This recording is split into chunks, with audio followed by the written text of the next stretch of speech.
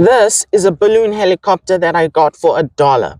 When I first got this, I always thought that the blades spin, but the balloon remains stationary.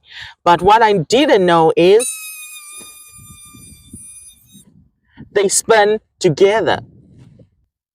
How this balloon helicopter works is it has tiny little holes at the ends of the blades. So what it does is it pushes air through here and then it turns the blades like this. So it uses the air stored in the balloon to turn the blades. So the problem is that if I try to feed air through here,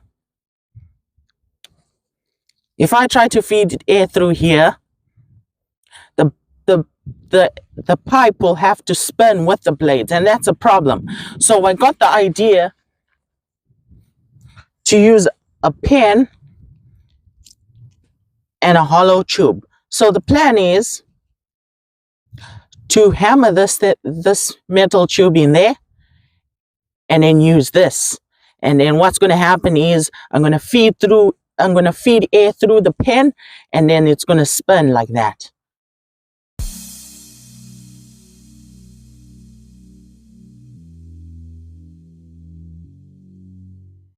As you can see, it's spinning using the wind that's coming, and it's spinning freely.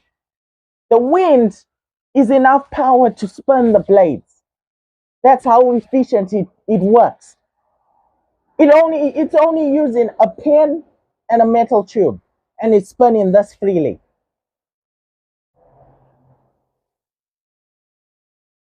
This is the basic model. So I decided just to use a manual pump. So the pump works, as you can see.